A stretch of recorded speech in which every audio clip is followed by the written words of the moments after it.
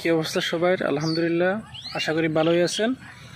আমি একটু অসুস্থ ছিলাম বেশ কয়েকদিন, দাঁতের অসুখ ছিল, তাই কথা বলতে পারি নাই। তো সেজন্য বারবার কথা বলতে যাই, বারবার হেরে যাই, সেজন্য কথা বলতে পারি নাই। ইতিমধ্যে দেশে অনেক কিছু হয়ে গেছে।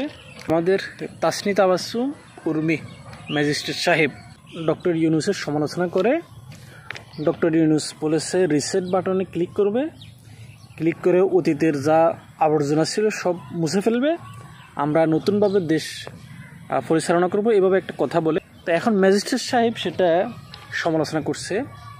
সে বলতে আছে জয় বাংলা, জয় বঙ্গবন্ধু, মুক্তিযুদ্ধ ৭১ সত্য, ১৫ই আগস্ট সত্য, ধানমন্ডি ৩২ নম্বর বাড়ি সত্য, জয় বাংলা, জয় বঙ্গবন্ধু, মুক্তিযুদ্ধ সত্য, ২০২৪-এ যা হয়েছে তা সত্য নয়। মানে একদম কথার সংক্ষেপে এভাবে যে আমাদের ১৯৭১ সত্য, ১৯৭৫ ১৫ই আগস্ট সত্য, জয় বাংলা, জয় বঙ্গবন্ধু সত্য, ধানমন্ডি ৩২ নম্বর বলেন আর ৩৩ নম্বর বাড়ি বলেন, যা আছে সব কিছু সত্য, কিন্তু ২৪-এর এটা একটু দোঁয়াশা। সে এভাবে একটা মন্তব্য করে ২৪-এর এটা মীমাংসিত সত্য নয়, এভাবে বলে।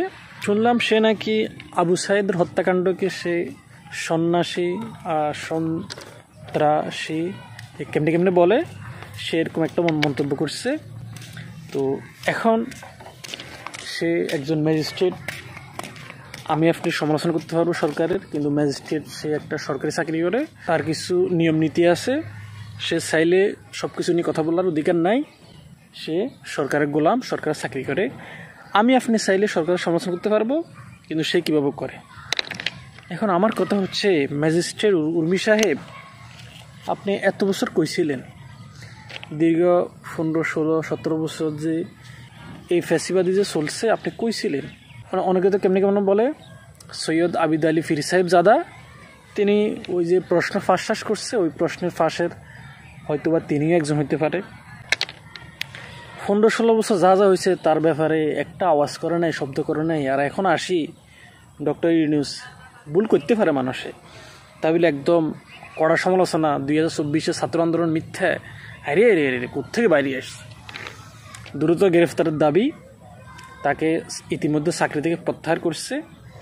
তো ফ্যাসিবাদ কায়েমে যা যা প্রয়োজন তারা এত বছর ধরেই করছে। এখন শুধু এই উর্মি একজন না, আমাদের চারপাশে এরকম আরও হাজারো জন লুকিয়ে আছে।